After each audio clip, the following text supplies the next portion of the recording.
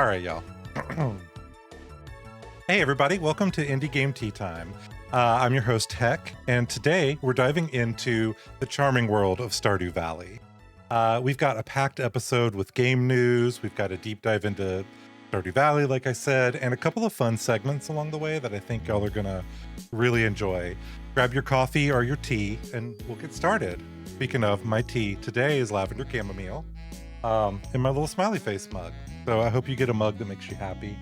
You can sip along with us. We are joined by my Twitch chat. This is recorded on Twitch and then, put up on YouTube on Mondays. So without further ado, I think we're going to get in. Hi, Twitch chat. You can say hi to YouTube. If you want to join the Twitch audience, it's twitch.tv/TechVetica. And yeah, let's jump into indie game news. So indie game news, y'all, I pulled a couple of headlines that I thought was kind of interesting. And I'm actually going to throw one in that I read about this morning that I haven't really talked about. And that involves our friends over at Helldivers, which I know in chat there's a few people who play Helldivers. I don't know if y'all have been on the Steam page for Helldivers. I'm going to show it to y'all because something's gone on. Oh, I got to put my birthday in. I'm not logged in. Give me a second, y'all. I was born in 1902. Let me make this big. We're going to put up the desktop. The Federation of Super Earth. So this is the Steam page for Helldivers. And if you look at the recent reviews, they are overwhelmingly negative right now. Overwhelmingly negative. You can purchase this game from all over the globe. You can only play it if you're one of Sony's 69 approved countries. Basically, what's happened is, for crossplay, Helldivers, I'm pulling this from Forbes right now. Helldivers 2 players have been informed that if they're playing on PC, with the majority of them, which like a lot of us are, right? Basically, you've got to have a PSN account to log in to Helldivers. Hey, Spirit Bear, it's good to see you. While I'm doing the podcast, there's no any alerts that do sounds right now are off. But yeah, so I don't know what y'all in chat think about this, but people are pretty angry about Helldivers 2 requiring, kind of at the last minute, a okay, well, some of the commands don't.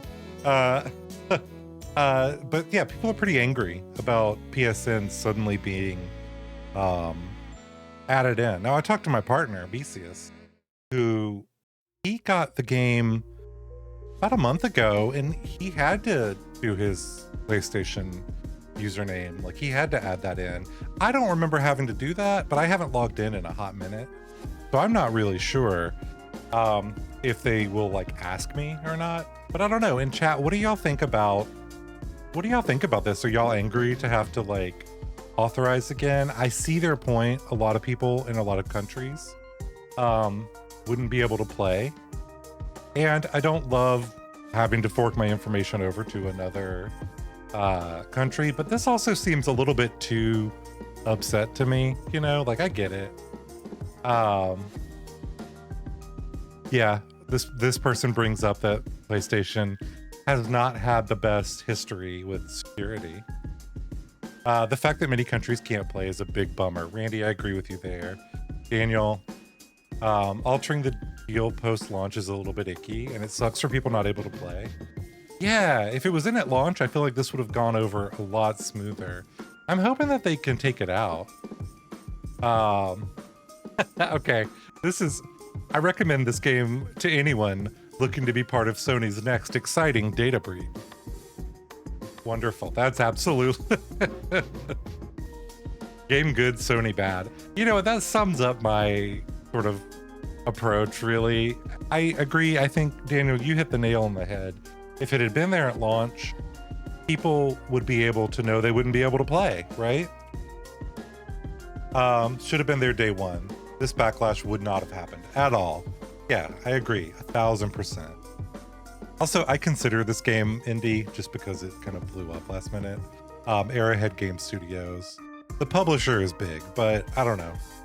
At Indie Game Tea Time, I have always blurred the lines a little bit on indie. We've talked about Planet Zoo in the past when it was just an audio podcast. So I think Helldivers slips in to that range.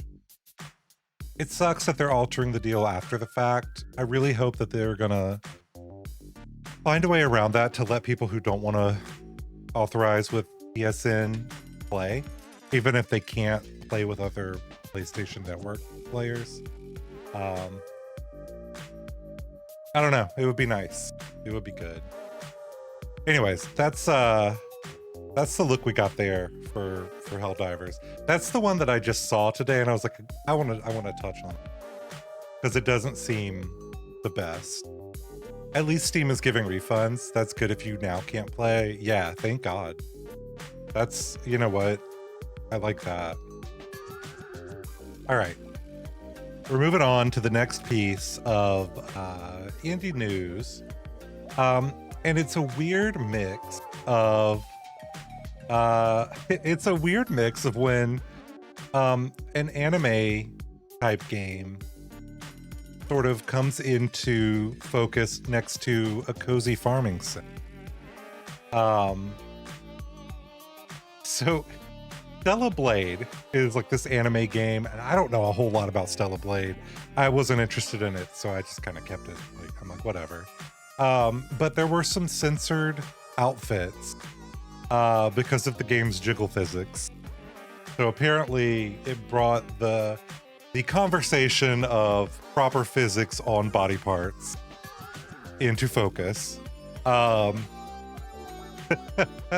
And let me just say, there were a few funny posts I read about it. Moonstone Island, for one, put up their little fish in a fishbowl spirit. Moonstone Island is a farming sim that's like Pokemon. And they were like, what's the proper spirit physics for this fish? And, you know, the fish was like bobbing in the bowl. And that was kind of funny. But Farm Folks, we'll go back over here, put this tweet up. And this is from the Gamer Images. But, all right, folks, it's time for some serious game development talk. We're tinkering with characters' physics in Farm Folks. Burning question, which version has the perfect breast jiggle physics? And so they showed a character running with 50%, 90%, and 30% breast jiggle physics. I think it's kind of funny. I think it's listen, I don't care about jiggle physics in my farm games. However, I have to kind of laugh at it because, like, I think the people coming to this game who were there, yeah, what about belly jiggle physics? Funny, good point. I do care about those. But I think the people coming into this probably aren't looking to sexualize the characters, and that's a little bit of what happened here. And people got real upset about it. And so they ended up having to release an apology. Let me find their apology. And a long story short, it just basically says, like, we value the feedback of our community and we work hard to include everyone. We want to create a game that feels alive, which is why we pay close attention to every aspect of our world. You know, they basically, this was a mistake. They didn't mean to. I think they were trying, you can't stay, but you got a notification that someone gifted me a sub. Oh, Beer Bear, thank you for gifting Icefrickle a sub. That is so kind and so sweet. I don't think this is as, people got really upset. Like, I was reading the comments from this. They got really upset about them trying to, like, cater to a different market than the cozy game market. And I don't know, I have some feelings that we'll get into later in Stardew Valley about cozy games and the audiences for them. Because I think that, you know, this is a game that is clearly just trying to be, like, as good as possible. Look at that. You can run next to a bush in Farm Folks, and the character will put their hand out in the leaves. You know, they've got some cool stuff here. So I get them wanting to have attention to detail, and I think it was a joke. I really do. Jiggle physics make you feel cozy? Randy, I love that. I don't know. I think sometimes people just got to take a step back and realize that these game makers aren't perfect. They're not going to have and hold the answer to everything that we want out of something. Do I think that a question about jiggle physics was professional? I don't know. It depends on, I don't know. I really am on the fence. Even getting Randy. Daft Pool, how are you? There's other sounds I gotta turn off. For the recording of the podcast today, I've turned off a lot of sounds. Now I'm hearing that there's others. But I love you too, Daft Pool. Yeah, I don't know. I'm kind of on the fence about Farm Folks posting that. I don't think it was a big idea, but I think a few people jumped on it and then it just kind of built itself up in Twitter and Discord fashion. That sort of happens. Granted, I don't think they're going to be doing that again. No. Oh my God, don't apologize for making sounds. It's a note to myself. Keep wanting to check my notification. But yeah, basically they said they crossed a line, and that they wouldn't do that again.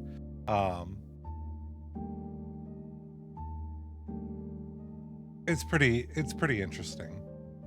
And apparently the community manager claimed that the people offended by the tweet are complainers and sees nothing wrong with the tweet, and that only pervy people are making jiggle physics a sexualized issue. I think that the community manager misspoke. I really do. I think that's a step too far. If your people have concerns, maybe don't call them complainers.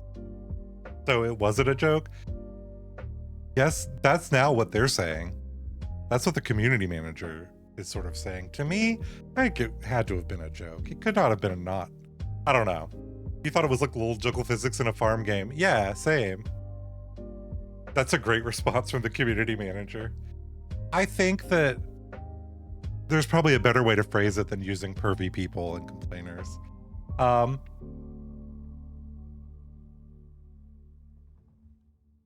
This article says it's a foolish thing. Jiggle physics is a foolish thing to focus on when your audience simply wants some cozy farming sim fun.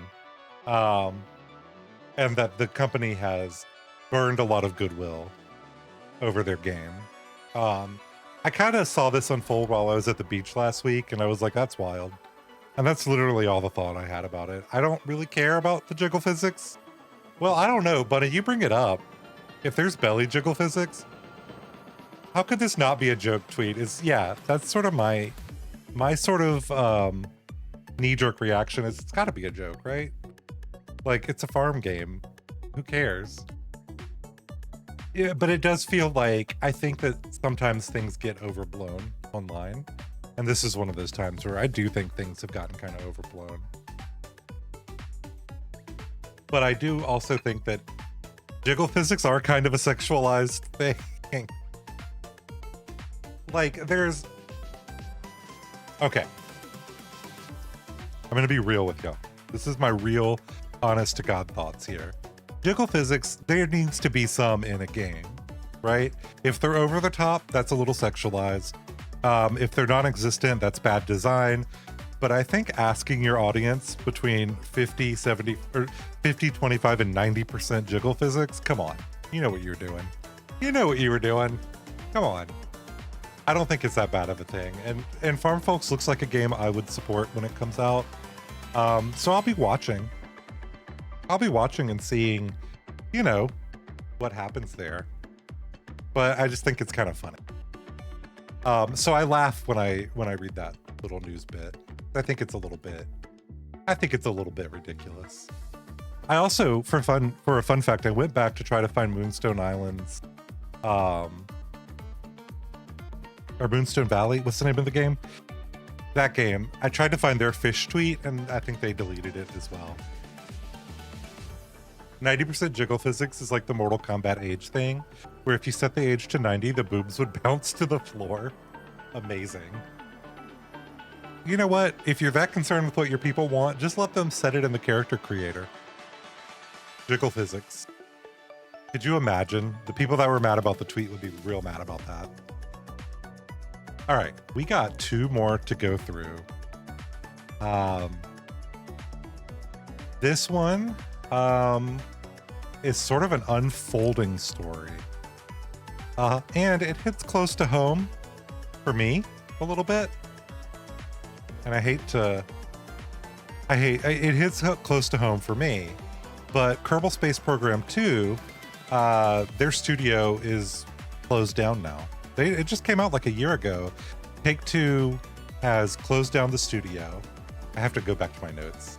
Y'all, I have my notes on the same page. Not great. I put them over here, but then I'm looking this way. I don't like that. Anyways, y'all can see my notes. Why not? Intercept Games was the studio that made Kerbal Space Program 2 and 1, of course. Let's go to the big screen. Just put in a slider. Yeah, put in a slider for it. I like it. But yeah, basically Take-Two has laid off a large portion of their developer staff. Part of that is Kerbal Space Program 2 staff. Now, a spokesperson from Take-Two released this statement here, basically saying that, like, let me make sure this is the right statement. This is the statement about the layoff. That's not the statement I wanted to quote. In my notes, I've got a different one. But basically, they've said that they are still going to be updating this game, but just not the developer. They'll have the rights to the game. The developer is laid off, though. And I think, from what I have heard, the game is sort of taking a hit on Steam as well, because they're saying, oh, the game's dead. I think I'll read their statement here about the layoffs. April 16th, Take-Two announced a cost reduction program to identify efficiencies across its business and to enhance the company's margin profile. While still investing for growth as part of these efforts, the company is rationalizing its pipeline and eliminating several projects in development and streamlining its organizational structure, which will eliminate headcount and reduce future hiring needs. The company is not providing additional details on this program. The private division successfully launched Moon Studios' No Rest for the Wicked. The label continues to make updates to Kerbal Space Program 2 and plans to release Weta Workshop Game Studios' Tales of the Shire, the Lord of the Rings game, in the second half of 2024. But Intercept Games and Roll7, they made Ali Ali World, Ali Ali, the first one, I think it was just Ali Ali. They made, there's another game they made, Roller Champions. They've both been shut down. So around 579 workers. They canceled a lot of projects there. They do say that they're going to keep the game supported so that it can be sold. So it shouldn't be something where if you go buy this game, it shouldn't be something where, it's not going to work. Roller Dome. Thank you, Roller Drome. Can remember, I always get the two mixed up. And I never played Roller Drome, but I wanted to, and now I'm like, well, should I? I think it'll affect sales of their games for sure, because letting those developers go. I do think, and I've got it kind of in my notes here, that I think that I could just put my notes down here. I'd like to think that these developers aren't going to just stop making games, right? They've been laid off, but they're brilliant game makers. So I'm sure they're going to land on their feet. We're going to see more games for them in the future. But it is sad to see yet more layoffs in the games industry. That's basically the story there. There's not a whole lot to say. I'm hoping that, the games still, stay, I don't know, pretty good, pretty active. But we'll see. We'll see how it goes. I picked up Roller Drome really cheap once on Steam. You need to play it. Yeah, I want to play it too. It looked really good. I saw another streamer playing it, and I thought it was really cool. I agree, Daniel. Okay. The game news has been a little bit down, right? We've gotten games with bad reviews. We've gotten people being outraged, people being laid off. So let's talk about something good. It'll actually segue into upcoming indie game releases for the week.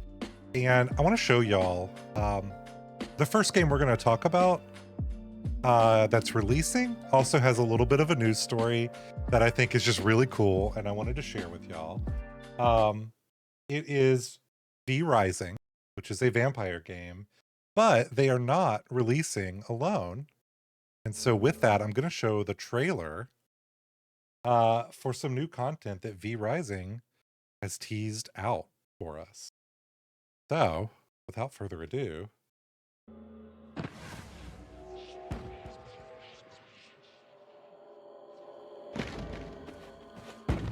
I don't know if y'all played V Rising. I love this game.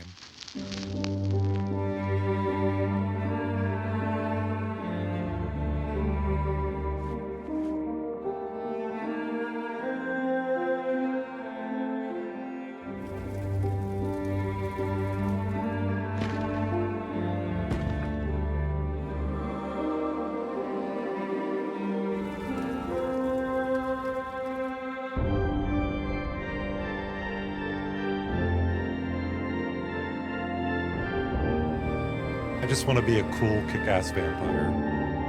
I'm gonna have to re-download it and play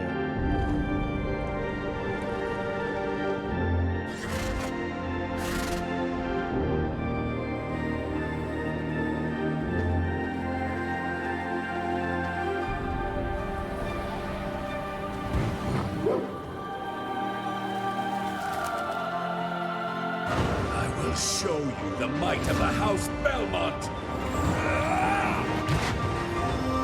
Face me. I love it.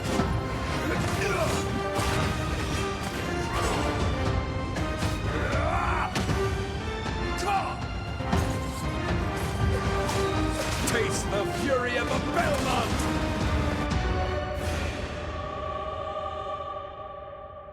I love that they added Castlevania.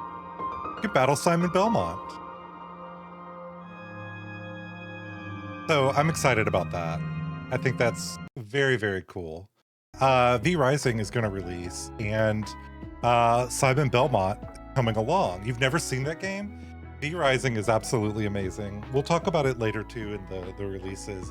It's coming out on May 8th. It'll be PC only for right now, but it'll be on PS5 soon in this year.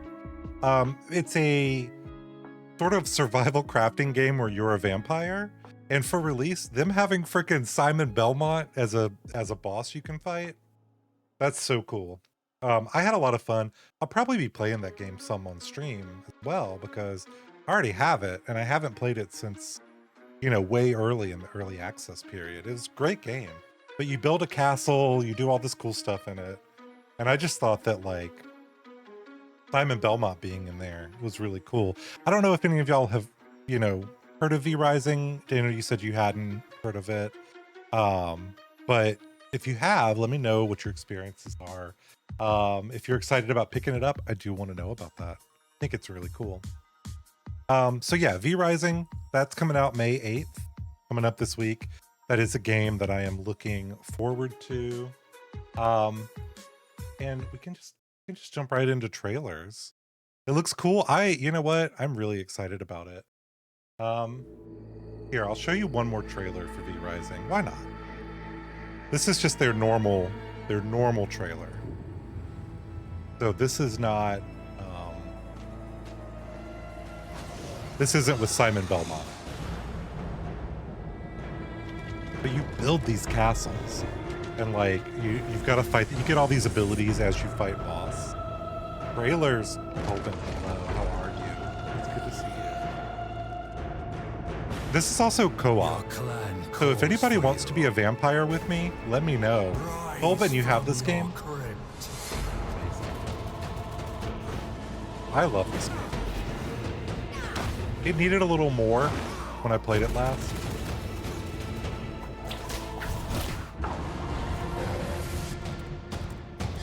You love some co-op? Yeah, Randy, it would be a fun game to play. Mostly, I just want to make the cutest vampire and the cutest castle. But I'm a builder. I'm a base builder. Daftpool, you have this game too? What do you think of it? Come forth, You'll be a vamp young with me? vampire. Wonderful. So yeah, May 8th. And this year it's coming to PS5. I'm very excited. And suck your blood. All right, let's get into the games I'm excited about coming out this week. V Rising, of course. But the day before that, May 7th, is a game called Heading Out. The description on Steam is it's you, your car, and the road as you drive across the USA. People notice, but nobody knows where you'll end up. Not even you. Now, what called to me, I love a good driving game, but also the art style of this game There's looks two really things cool. you know for sure. First, never stop for too long. And once they catch you, that's the end of the line. Second, you've got things to do. Now, run. Attention all units, be advised. Are American roads becoming racetracks for criminals? Any details on the driver? That's a negative. State police continues its efforts to identify the driver of an unmarked car speeding through the country. This look fire, right? You're the interstate jackalope. I bet I'm faster than you. They've been saying that the interstate jackalope is so fast, the police are not able to catch him. We have a visual on the subject. Initiating the pursuit. This is the police. Pull over immediately. It's right. The art in it just looks amazing. So May 7th comes out. I went ahead and wishlisted it. I don't know that I'm going to get it, but it looks so good. I'm really excited about it. So that it's PC only for right now. It'll be on Steam. Unfortunately, you know, if you're a console gamer, not yet. But if it does well, you know, it'll probably go there. The pops of color do look really, really good. Like that yellow car that came in. It makes the police pop a little more when they're chasing with their lights. I think it's so cool. And the music sounds like this music? That's a negative. State police continues its efforts to That music identify the sounds so driver good. of an unmarked car speeding through the country. You're the interstate jackalope. It's almost like I a bet I'm faster than you. it's almost like a comic book, you know? That's so cool. I'm really excited about playing that. So that's the first game, Heading Out, over on Steam. In the YouTube videos, I'll have the links for all these down below. It comes out a day before your birthday. Reiko, hello and happy birthday. Okay. Listen, May 8th and May 9th, mostly May 9th is a big day. May 8th has V Rising, and it's got this game called Gift. Okay, so Gift is when the protagonist wakes up, he finds himself on a luxury cruise ship. This game revolves around the story of his attempts to escape from the sinking ship and a group of passengers he feels nostalgic about. So we'll watch the trailer. Oh, we'll watch it big.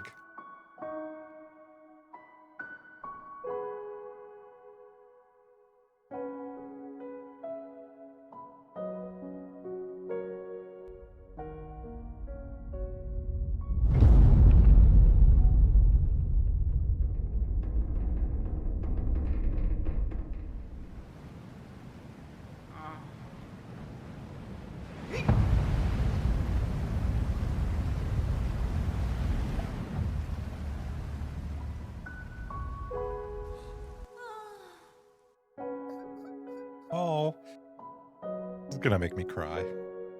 This game is gonna make me cry.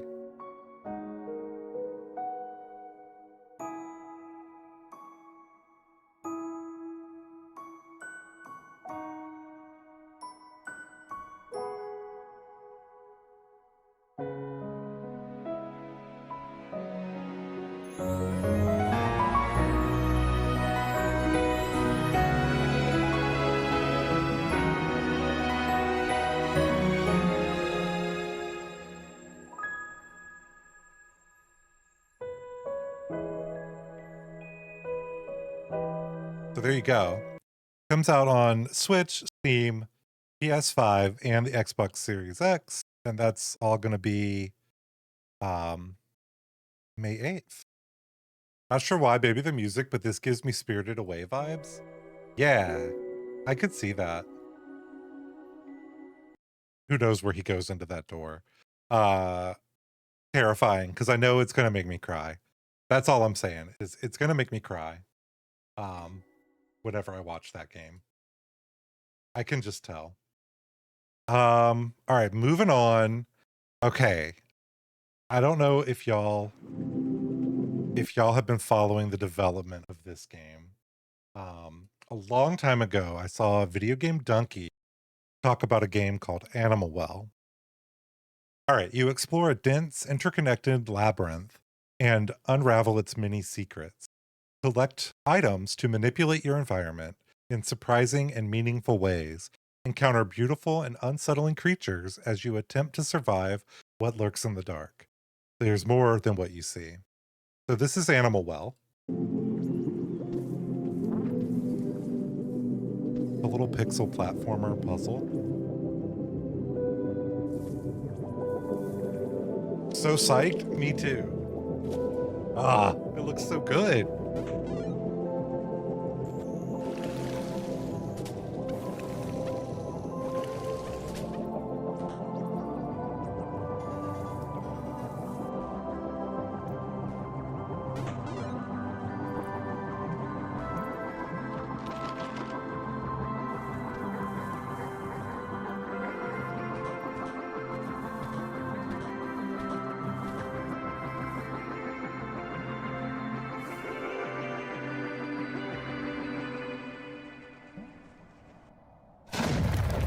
Finally a Second Strand type game? What does that mean, Second Strand?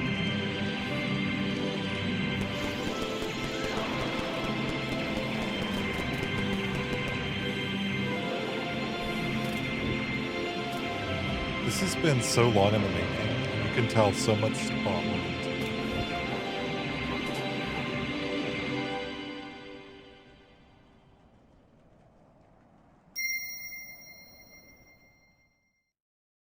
There you go. And I think you saw at the end of the video there, PS5, Steam, and Switch.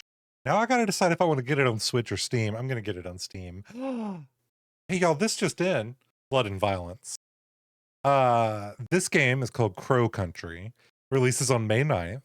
The year is 1990. It's been 2 years since the mysterious disappearance of Edward Crow and the abrupt closure of his theme park, Crow Country. But your arrival has broken the silence. Mara Forest. Yeah, if you want answers, you'll have to venture deep into the darkness of Crow Country and find them. I think there was a typo in that description.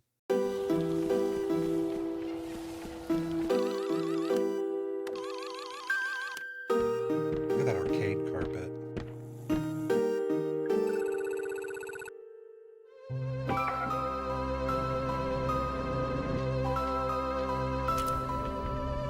It's kind of a...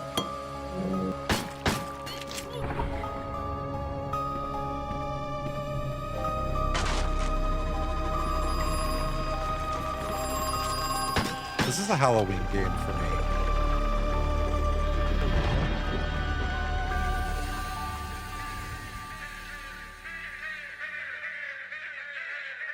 So this is coming out on the 9th for Steam and PS5. I'm excited for Crow Country. It feels like an early PlayStation game, Kayla. I agree. I think it's got that good nostalgia in it, you know? And now for my no alter resub. You're no alter. What does that mean, Evil Bud? Also, if I didn't say it, Giddy, Evil Bud, thank you so much for the subs. I like the idea of Crow. I mean, I wish Zesty were here. But you know, the moment I saw this, I sent it to Zesty. Like, look, there's crows. So I think that's really cool. This next game is called Crypt Master. It releases May the 9th as well. Say anything in this bizarre dungeon adventure where words control everything. Fill in the blanks with text, our voice, to uncover lost abilities. Embark on strange quests and solve mind-bending riddles. Can you conquer the crypt and uncover the mystery at the heart of Crypt Master? All right, here's the trailer, y'all. Hello. Where do you think you are? Wrong. You're in my crypt, and you're coming on a quest with me through a mysterious underland filled with peril and adventure. You'll make interesting new friends and conquer fearsome foes. I said conquer them. Do I have to spell it out?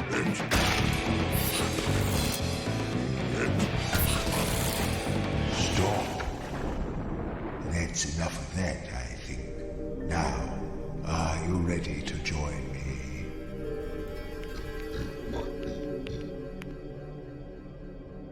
Maybe. Well, you'd better make your mind up, because I'm coming for you very, very soon.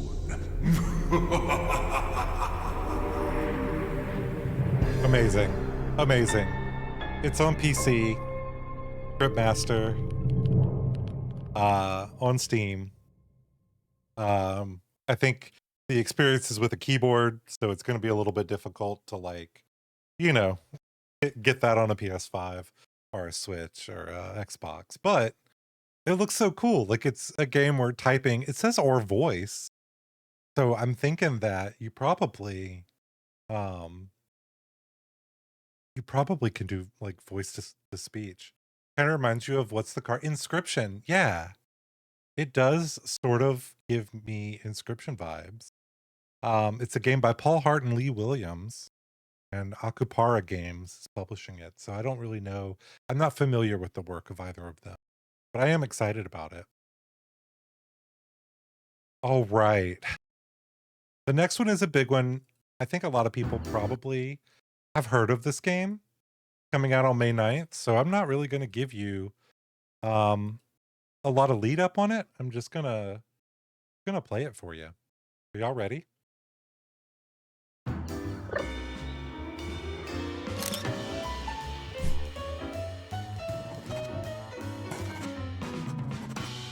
Hats do not have deadlines.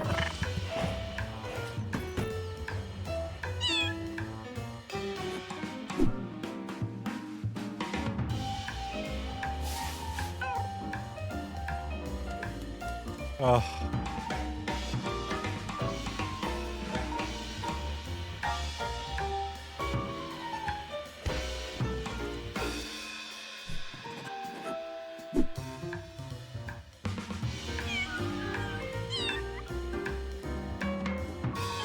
Feeling the cell phone. Little kitty, big city. I'm so excited for this game.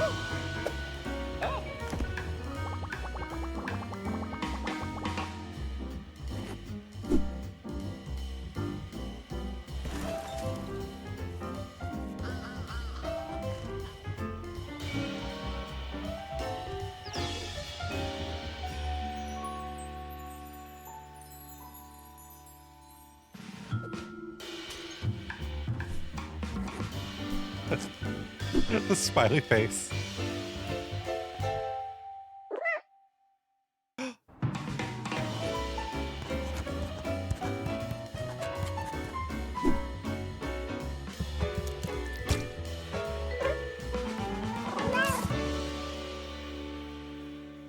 I have goosebumps watching that. Y'all, I'm so excited about that.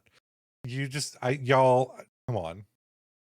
You wonder if it'll be anything like Untitled Goose Game? That's a really good comparison to draw. I don't know. I think so. I think it's got that similar vibe. The art style, of course, being different. But I love they've really got the energy of like a cat in there. Kind of like Stray did. In that you can be an absolute menace. I don't know if anybody played the demo. I played the demo and absolutely was won over by it. I'm hoping that it'll be on all major consoles and PC, so I'm hoping that it comes to Game Pass. I didn't read y'all the description. The description is, you're a curious little kitty with a big personality and on an adventure to find your way back home. Explore the city, make new friends with stray animals, wear delightful hats, and leave more than a little chaos in your wake. After all, Isn't that what cats do best?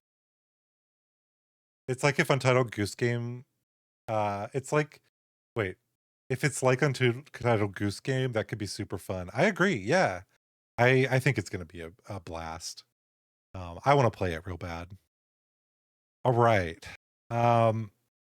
Hey, y'all, are you a bad enough vampire survivor to save the president's cousin's sister's dog from the traitor squadrons of Red Falcon? I mean, I hope so. This is also coming out on May 9th. Our new quadruple A update is our most ambitious yet. Hyper-realistic holiday-themed characters. Immersive door-opening action. World premiere train mechanics. Genre-defining kart racing. Fully rendered running animations. Laboratory update out now. This is coming out at the same time as this.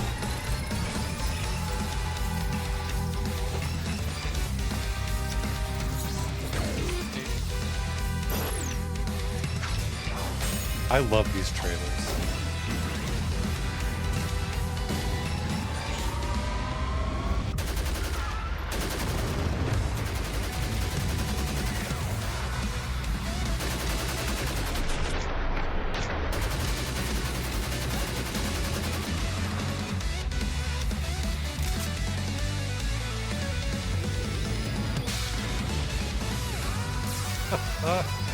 It's so over the top.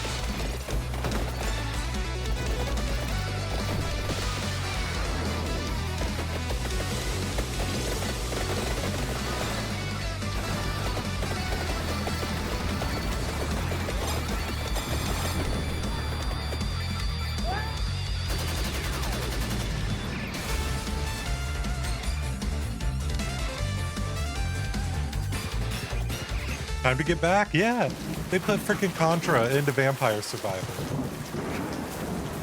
That's so good. It's so good. It's so many guns. And that runs on Steam Deck.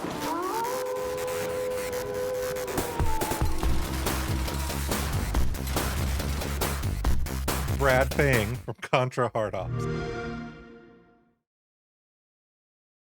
I love it. I love it. So I'm very excited. Y'all, that's the last game trailer I've got for y'all.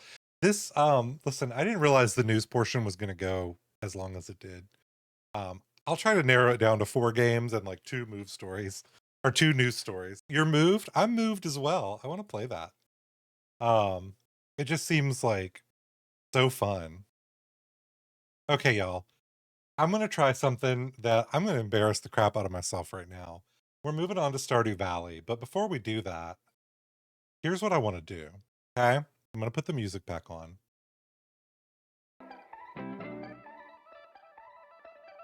All right. I've got a wheel. We're going to spin it. We're going to give me, I'll say 5 minutes to do bad cosplay. Okay? So I've got this wheel here. It's got most of the characters of Stardew Valley on it. So before we get started talking about Stardew Valley, I'm gonna do a speed cosplay with whatever I can find. I have not prepared anything, so I've got to just try to make the character as much as I can in 5 minutes. So that's what we're doing. Why? I don't know. It just seemed fun to me. So let's do it. We're gonna spin this wheel. But you can see everybody's on here. The Wizard, Willie, Jody, Gus, the Dwarf, Penny, Abigail, Vincent. I don't even remember who Vincent is. Vincent?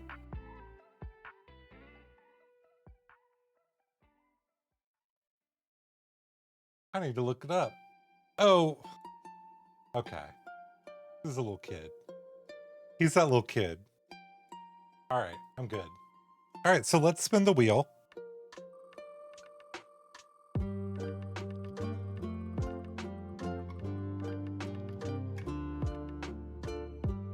Oh no. All right, so it's Maru, who I'm gonna have to dress up as.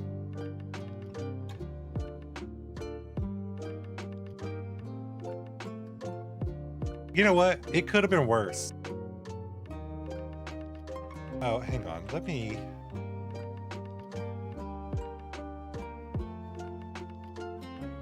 I have a problem with my Opera GX browser. So we got to use Firefox for any images. All right, so this is Maru. Maru just has red hair and glasses, a purple shirt, and oh, she wears overalls. I don't own overalls, y'all. All right, so we're gonna do 5 minutes on my phone, okay? And I'm gonna do. That's your old classmate. He once spelled his own name wrong on a test. The class teacher gave him -1 point for it. Spelled his name Vicnet instead, so his nickname from then on was Vinknet. Amazing. That's absolutely amazing. Okay, I'm gonna go figure out how to cosplay. I'm not a real Southerner, no overalls. You expected overalls? I've been wanting to get some for a long time, but I don't own any right now. But I need to go cosplay as Maru. Okay, I'm putting 5 minutes on my phone. I don't even think it's gonna take that long, y'all. And we're gonna try this out, okay? All right, I'll be right back.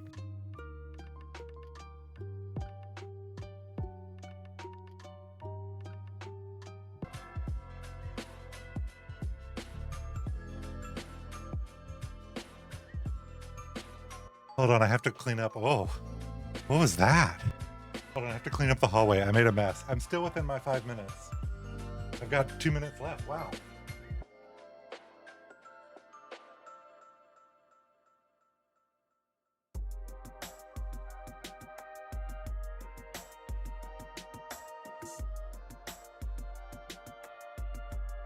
This is the closest to purple. What did you do, Randy?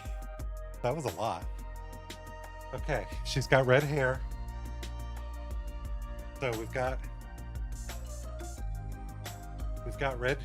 red hair.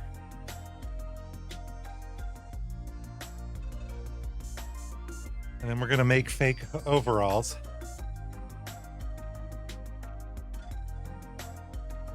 Look at me. I'm basically, this is Maru. And I did it before 5 minutes. A minute, 2 minutes, basically 2 minutes early. Maru was really easy, though.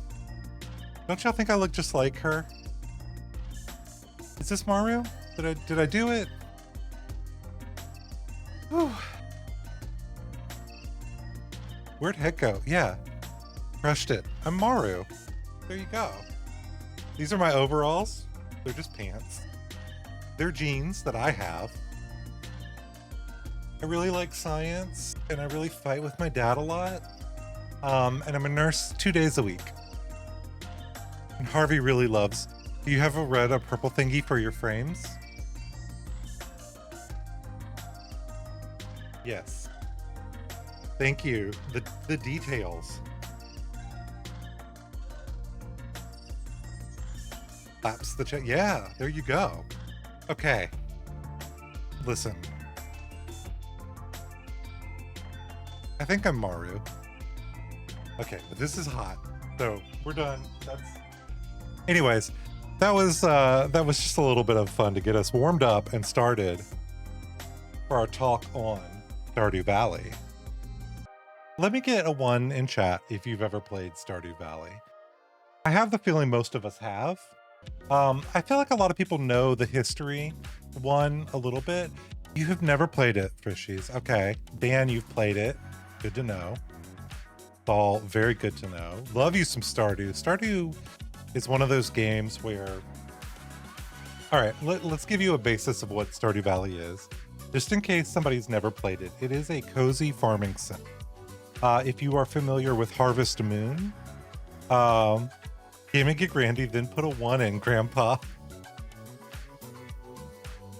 The man said put a 1 in chat. No, it's totally fine. It's totally a-okay. The game was inspired by Harvest Moon, and basically Eric Barone had went on record saying, he started to make this game when he was just out of college. He had applied for some jobs, done a little bit of work, but he wanted to, that is three total ones. Well, it's 4 if you count the first one you did. But he wanted to sharpen his skills, so he started working on a little farming game. He was gonna release it on, I don't know if y'all remember early on, Xbox, it was really easy for developers to release indie games. So he was gonna get it on Xbox as an indie there. But a farming game like Stardew Valley is a lot of work. And so he wasn't actually able to get as much of the game done. So he ended up releasing it on Steam. But I wanted to show y'all September 1st, 2012. That's when the first trailer for Stardew Valley came out. It was inspired by Harvest Moon. Eric Barone, Concerned Ape, the developer, made this game. It's all him. Everything, the art, the music, the graphics, the gameplay, the coding, everything done by him. And it's a labor of love for sure, but it was taxing on him and his relationships and whatnot. But this is the first look at Stardew Valley, and I think it's so interesting to see it from where it started to where it's come now. We'll go here.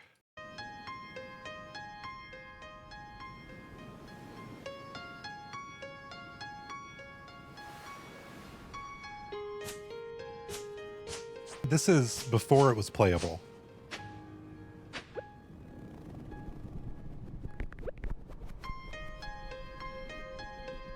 Also, planting 9 seeds at once sounds so nice.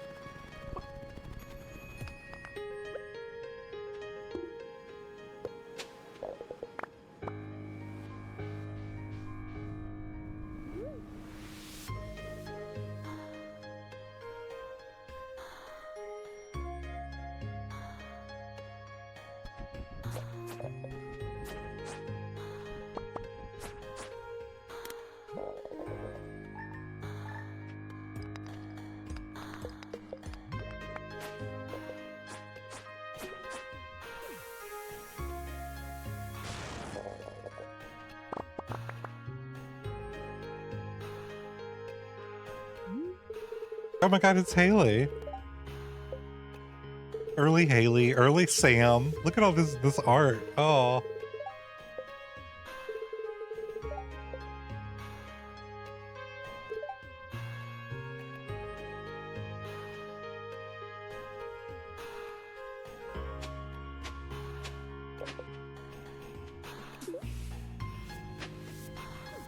It's largely still the same game, but it looks so much more polished. So much better. You do well, you might just become the next Stardew hero. So that's the very first trailer of the game. Don't forget, you can always develop a video game with what you have available. It's all about scale. Some of those hidden object picture games on Steam have made millions of dollars. There's games like Cats in Paris. It's a small and cool idea, but it's made somebody a few good bucks. Yeah, it's really true. And I think that developers can learn something from this, right? Like, go ahead and release your dream and do your thing. But that was September 1st, 2012. And I just want to take y'all through like the timeline of like what happened with this game. If you want like a full documentary, there's a lot of good ones on YouTube that I've watched. But I thought, there's people know this guy made this game by himself. His blog is on Stardew Valley, the website, which is really cool. But just a brief timeline I thought would be, I don't know, just kind of fun. March 17th, 2003, the game was greenlit on Steam. So there wasn't early access back then, but if you could get a certain number of votes, then Steam would be like, yeah, you can put your game up here as an independent developer. In May of 2015, I don't know the exact date, Chucklefish joined as publisher only. After release, after the release, Chucklefish actually did work on the game some.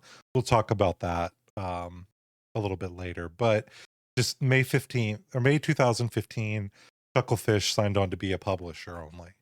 So still Concerned Ape doing all the programming, all the coding,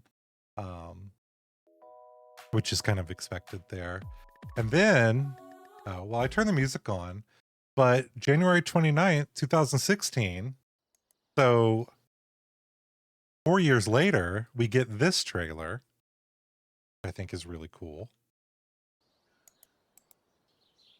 And this will look a little more familiar.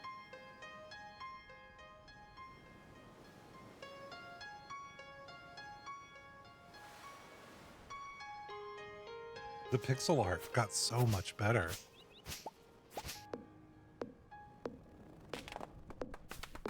The animations got better. The color palette.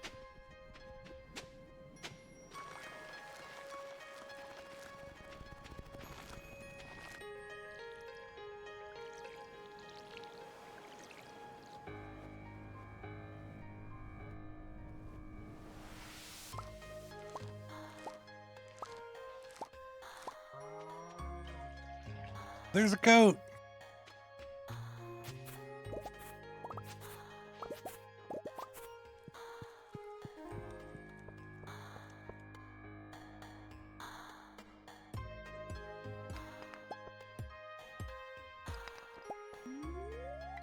Just every aspect of the game, it looks like a whole different game, right? Hey, Garden Girl, it's good to see you. Thank you. So it looks like a whole different game, and there's a reason for that. Eric had stated that he has scrapped the entire game like 3 times when making it because his skills got better over time. And so he just scrapped it and started over again with making it. So it's part of the reason why it looks like a different game. The telescope theme, completely different.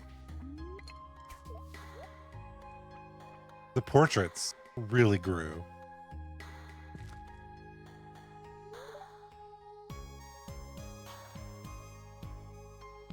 There's Alex.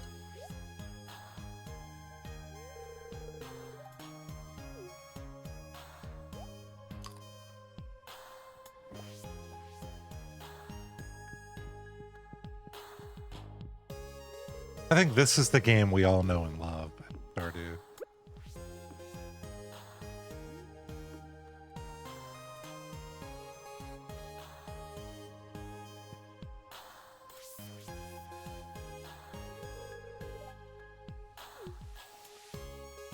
To me, I don't know if there's been graphical updates. The game looks better now. You know what I mean? It looks crisper now. I don't know if that's just it's an old video or what.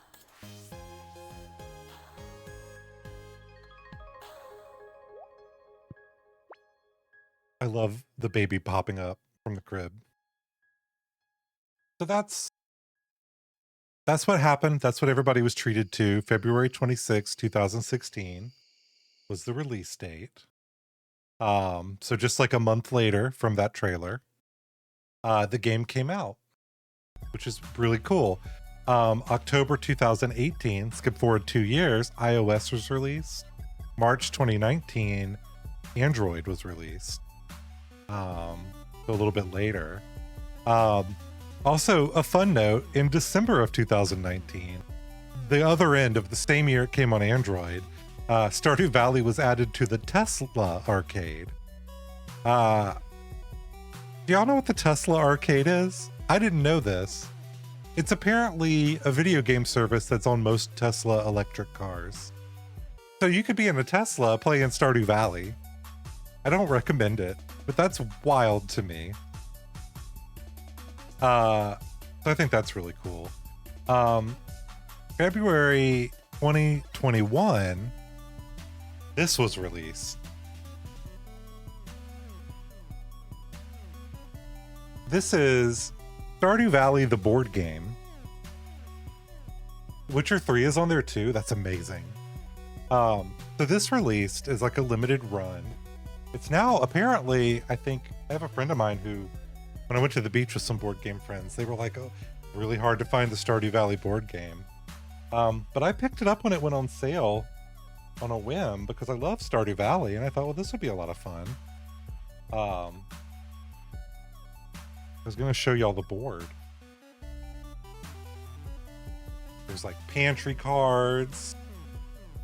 How's it play? You know what? Here's the sad thing about it. It's an all right game. It's not my favorite game for sure. I've played better card games, but it's a fun evening. There's Clint, y'all. We're going to talk about Clint. Clint has some explaining to do. I'll be interested. Kayla, I know, has been watching. I'll be interested in Kayla's thoughts when we get to our next segment. But here's the board. It's huge. You've got your farm. These are where you grow your crops and water them. There's crows. There's like all these different things you can do. And then you have like, these are like your different crops you can buy and like put on the board. It's interesting. Yeah, it's not super polished. There's a little bit of a, I don't know. It doesn't move as well as I would like it to. But I think it's cute. It's nice for a nice evening. It's one of those games where like you've got to have certain friends who are really into playing it. I don't even know what's in these bags. It's been a couple years since I played it.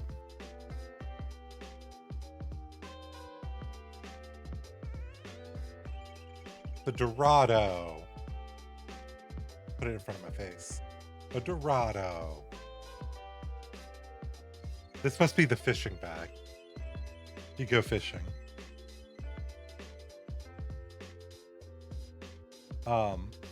So that's the board game. All right, March 17th, 2022 is an auspicious time for Stardew Valley. Chucklefish. You can play it solo. Yeah, I do think that's really cool. I have never played it solo. It's a lot of stuff to playing it solo. Anyways, I had a copy of it, so I had to pull it out to show off. March 17th, 2022, Chucklefish announces that Eric Barone, Concerned Ape, and them are parting ways. Basically, Eric's going to handle everything. The only thing Chucklefish really ever touched is the multiplayer code. A developer worked under Concerned Ape from Chucklefish to put the netcode in there so multiplayer could happen. That's about it. But they ended their partnership.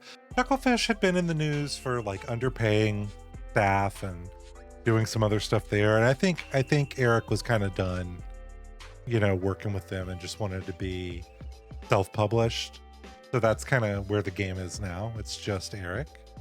The next year, October 10th, 2023, the first Stardew Valley concert tour, Stardew Valley Festival of Season, was announced. And that was their first showing. Apparently, it's really good. There's a YouTuber that does a lot of Stardew stuff named Shawnee Dew. And he had went to the concert and absolutely loved it. They played like all the music from the game, and it was just like really cool. And apparently Concerned Ape showed up for that one. So it's really neat. I would love to go to Festival of Seasons. And the last date I have in our timeline, and I'll actually show you this, is May 14th, 2024. And you're probably saying, heck, what do you mean May 14th, 2024? It's not May 14th yet. What are you talking about? What I'm talking about is that is the release date of the official Stardew Valley cookbook. So So Concerned Ape and Ryan Novak made a cookbook for Stardew Valley that they're going to be releasing. And it's got a bunch of different recipes in there from the game, but made real. So like here's Lucky Lunch, which is this. Looks like just a salad with a star crouton on it.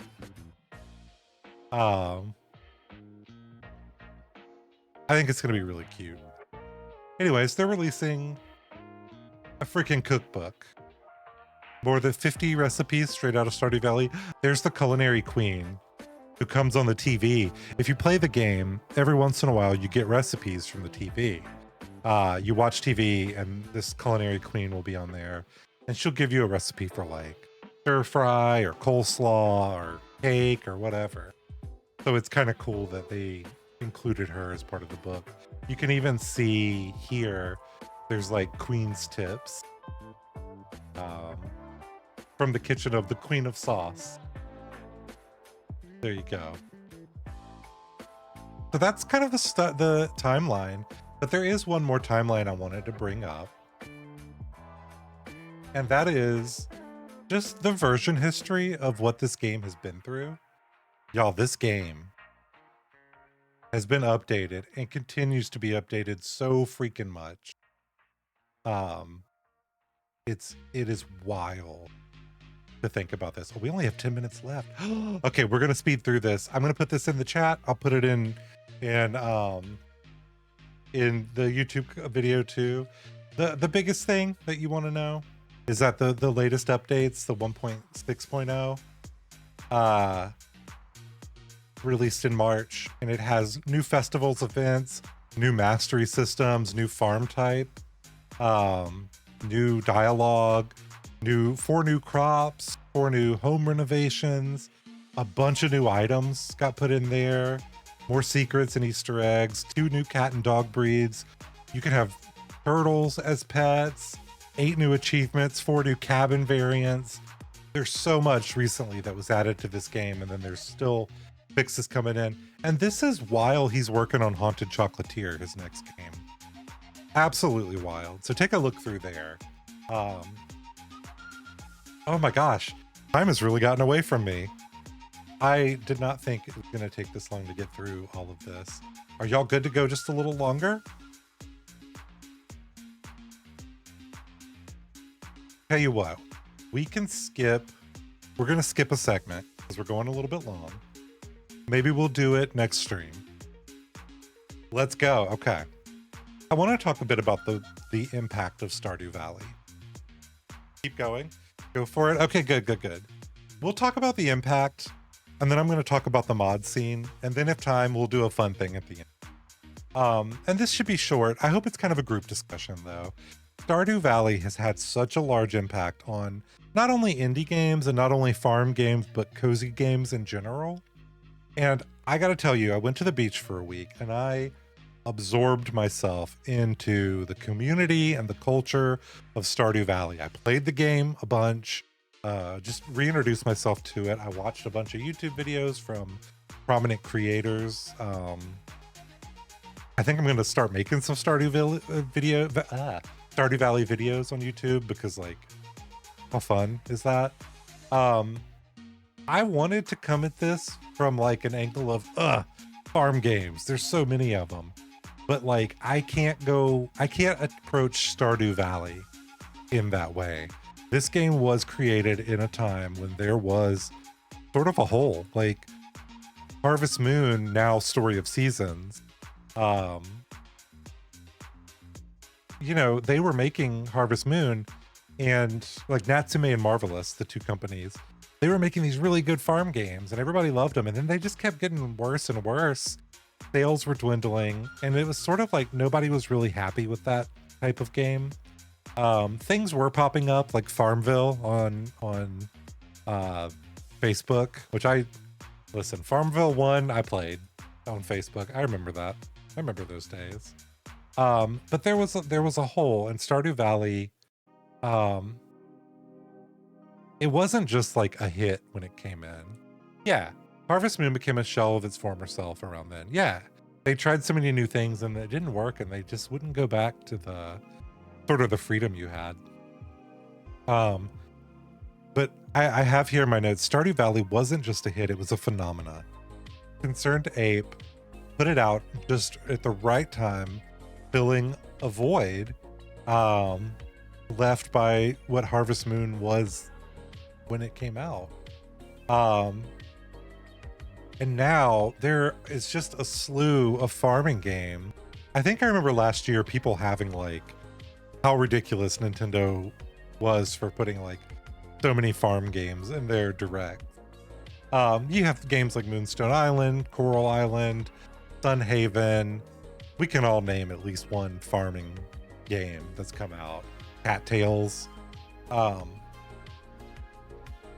Stardew's different than all of those games. Farmville, I played that to death. Farmville was huge for a while. Used to be the majority of, same. Garden Girl, majority of my notifications. It was farm sim over saturation last year. I agree, and still kind of is, right? I have shied away. Edge, hello. T. The vacay was wonderful, thank you. Stardew stands out though because it's genuine, and I talk about it. I wrote an essay on my Ko-fi about just why the game design for Stardew is so much different than other games like it, and it allows you to set your own goals. You know, when you're at a job, when you're doing work, you're 9 to 5, you're doing things you don't want to do for money.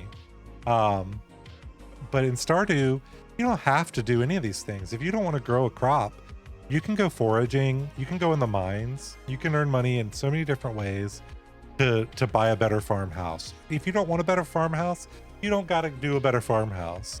There are rewards that come from doing things, but you don't have to do any of those things. You find your own fun, and it's kind of therapeutic. But the dark side of Stardew is that it did inspire so many farm games. People use Stardew as the standard other games are compared to. I agree with you completely. I do that all the time. And actually my stance here probably is guilty of that. But I feel like I look at so many of these games now, very skeptical. And I worry that if a game like Stardew were released today, I would just be like, I don't know, it's a farm sim, I'm kind of burned out. But, you know, this past week I played like nothing but Stardew and had a blast playing it. So there's something different about Stardew. It hits differently than like Sunhaven does. And I'm not saying Sunhaven is a bad game. If you want Stardew with magical creatures, Sunhaven is the one to go to. There's a lot of gems out there, but the genre is just teeming with games that lack depth and can be kind of disheartening for fans who really want something new to come into the genre. And also a lot of those games that don't have depth, they cost just as much as Stardew Valley does, and that's wild because Stardew Valley, its cost point now, I think that's a steal. I don't even know. Let me look up the cost of Stardew Valley. Let's go to the store page. It's like $20, right? It's on sale. It's usually $15. It's on sale for $10 right now on Steam. And you get everything. There's no DLC, but you have a lot of other games that are 2 times the price, and they just aren't. They don't have that same depth, you know. And I get sort of worried about. I don't know. I worry about that. I do like seeing new games hit the market, and Garden Girl, I agree with your point about Stardew is kind of the standard that other farm sim games like that are compared to. And I don't know how we get out of that. I don't know how a game gets around that. Even games like Lightyear Frontier just came out, which is a farming game in space, you know, where you use a mech to farm. And I'm still like, yeah, it's like Stardew, but, you know, yada yada. Work Keeper's another one people keep saying is like Stardew. I want games in this genre moving forward to push boundaries. If you haven't played Stardew Valley in a while, I really suggest going back into Stardew Valley and giving it a shot. You're gonna fall in love with it again. That's wild to me. I didn't expect to fall in love with it again. You know what I mean? I expected to be like, yep, it's Stardew Valley. And it blew me away all over again, especially after seeing the community. Stardew is fascinating to me because people are extremely committed to that game, even compared to most farm sim games. Yeah. I mean, it's a juggernaut. It's a juggernaut of the indie community. It's won a bunch of awards. I don't know. I think it's wild to get back into it. I also wanted to share. I wanted to talk a bit about the modding community because there are so many mods for Stardew Valley that freshen that game up and even sort of modernize it a bit. One of the big ones that is, I think, really cool, it's not one of my favorites, is Stardew Valley Expanded.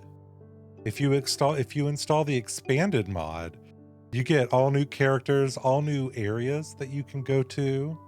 And then there's even like Mega Expanded where there's like 3 other mods that are different cities that you can interact with. It's very cool. It's very interesting. I played a little bit of that over the beach and I decided that that wasn't my favorite. But do y'all want to see my favorite mods for Stardew Valley? I thought I would open the game up and just show off a few mods. All right, I'm going to show y'all a few mods that I think you're going to really love for this game. Now, the first one, you'll see this little menu over here in the corner. So this one is generic mod config menu. There's also an extra one that's generic mod config menu options. It basically lets you configure different mods that you have installed. Instead of going into their config files, it'll let you do it in game, which is really cool. So, you know, that's kind of cool. I'm not going to spoil all the mods, but like you can redo key bindings for different things. Kind of cool. Okay, let's load. All right, we got to go to Goaty Farm. This is my secret Ko-fi farm, only for Ko-fi subscribers. ko-fi.com/Helvetica. So you'll notice up here, it says I'm feeling lucky. So this is a UI overhaul, UI info suite. It'll show you your luck, your level up animation, experience bar. It'll show birthday icons. So anytime a villager has a birthday, it'll appear up here in the corner. It shows the heart fills. It shows when your animals need petting. It shows the calendar and billboard. Shows crop and barrel times. What is important about luck in Stardew? Good question. So in Stardew, when you go to the caves, when you go foraging, luck is you have a better chance of getting more expensive or more valuable items. So knowing what your luck is that day is really important. It's kind of a hidden stat in the game, but you usually have to go watch TV for it. But with this, you don't have to watch TV. It saves you a little bit of time. But it shows you when important things are happening. Normally, I'd have to come over here and I'd have to go to the fortune teller. Spirits are very happy today, but like I can see now that I'm lucky. Yeah, trying to remember everything is really, really difficult. That's also why I have another mod installed. If I go to like Pam's birthday and press F1, this mod is called. So we've got UI info suite, and I'll post this on the YouTube video when it's posted. So keep an eye on my YouTube for this. I'll post all of these. I love these. But that was UI info suite. This one is called, I think it's look up anything. So it's got like, you know, on Pam's birthday, what is Pam like? What does Pam want? How friendly is Pam right now? How many points of friendship until next? Have I talked to her? Have I gifted her? Have I done any gifts this week? But it's not only that. Like, there's a scarecrow. Here's how to craft it. I own one. I've made one of those. But this one is a rare crow. This is number 5 of 8 total. Yeah, they're very... My strawberries are ready to harvest. They sell for 120, 150 if it's silver, 180 if it's gold. Here's the recipes of what all you can make with them. Here's the dyes. So like this mod it's really good. And then you can see my farming skill bar down here. Kind of covered up by chat, but there's, you can just see like a little better what you're doing. Obviously it's the end of summer, so this is my I'm testing everything out. Another mod that I love, now these are all quality of life focus mods. If I press B, I can access any chest or the shipping bin in the game. So I could sell that if I wanted. I'm going to sell my carrots because I already have enough of those. But I can just access my chests anywhere. And that just makes me really happy. Justice, hello, how are you? We're finishing up my little talk show about Stardew Valley with some of my favorite mods I found.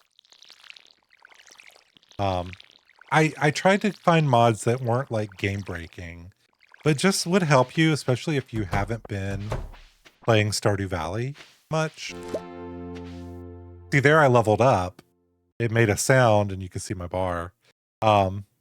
Concerned Ape recently added some new stuff to actually help with this. Justice, it's good to see you. Y'all go follow Justice. Yeah, I don't know. It's a pretty cool mod. I still use chests out of habit, but I'm trying to get used to just using these. Okay, next mod to tell you about. Gates. I have one that just auto opens and closes gates. So you just don't have to click twice. I just find that really nice. I think that's cool. Okay, y'all, here's the cheapest but best mod I have yet. See how I'm walking right now?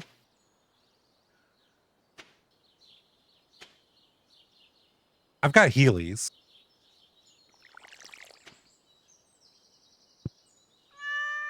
There's a mod that just gives you Heelys, and it just makes you go a little faster. You just sort of scoot around on your Heelys. And I don't know, I love it. I forget about it because walking is so slow.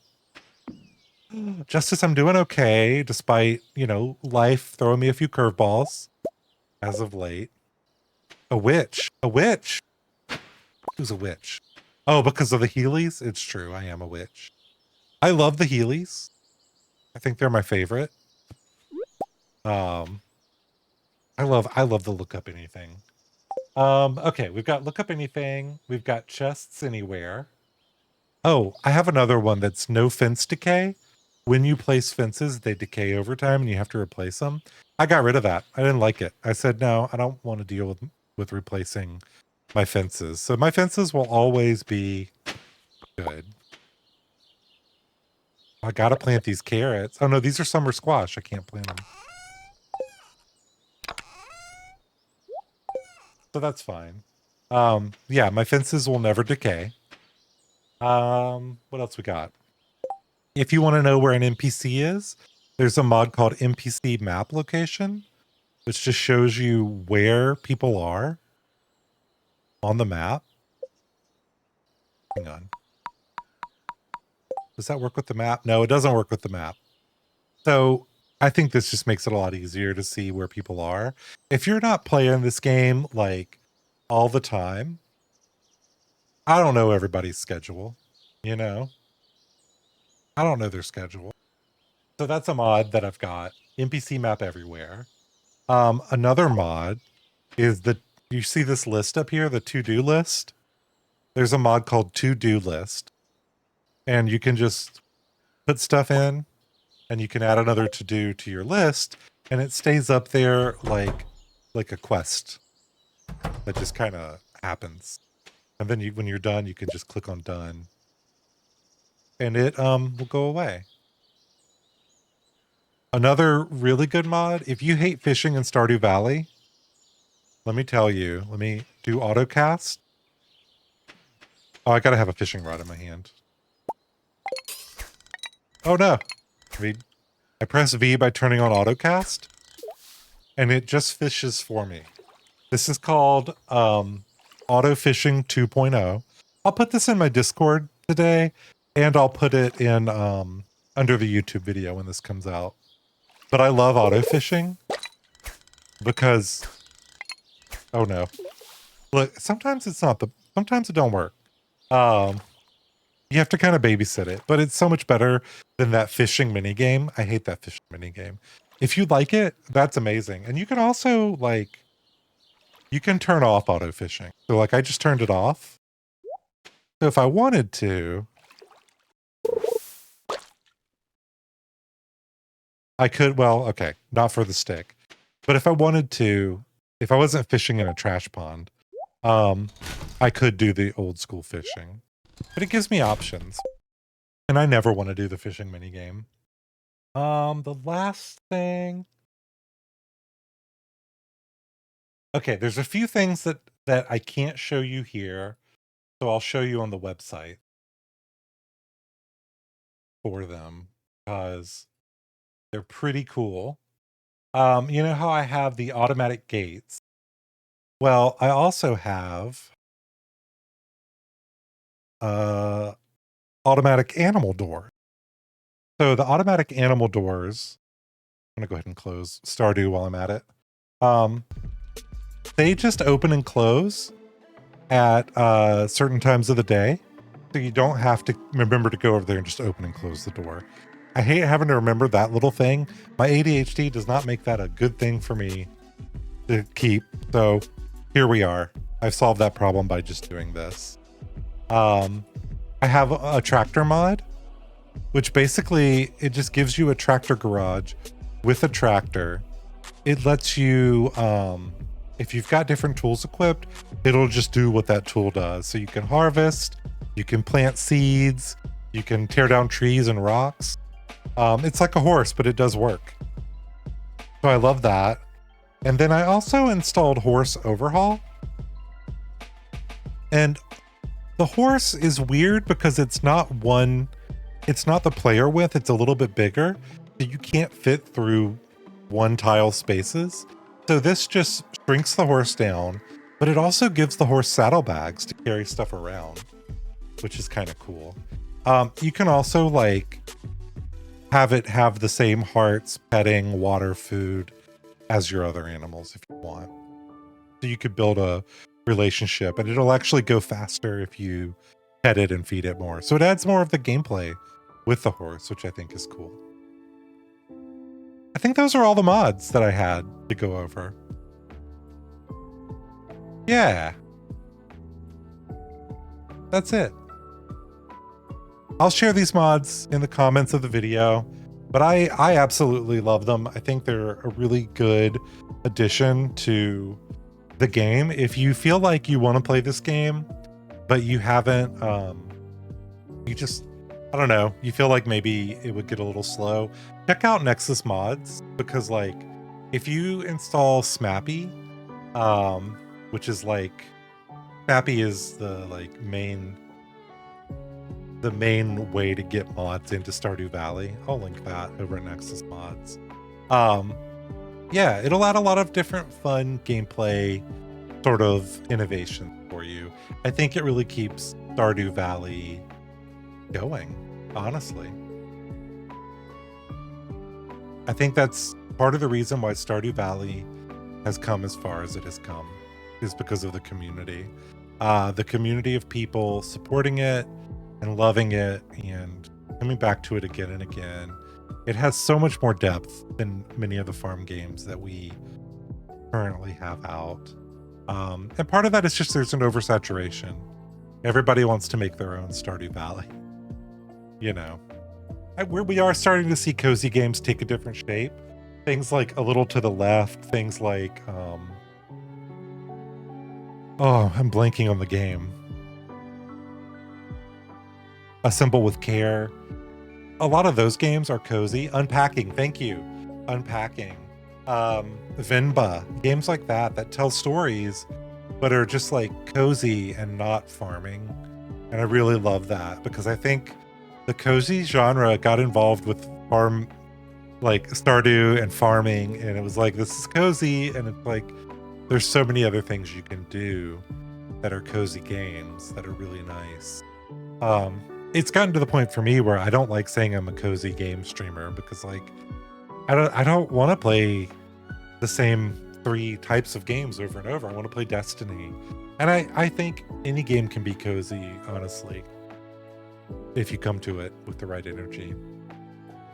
Anyways, y'all, I hope that you enjoyed our journey through Stardew Valley, through Pelican Town, and the indie game scene there.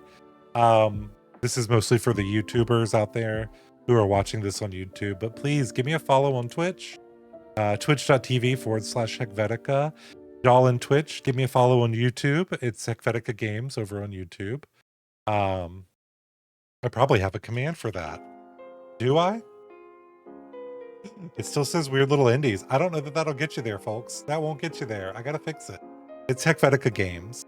Let me know in the comments what game topic you'd like for me to cover next. Next week will be Slay the Spire. We're gonna go through Slay the Spire. Thanks for joining, y'all, and I will see you next time.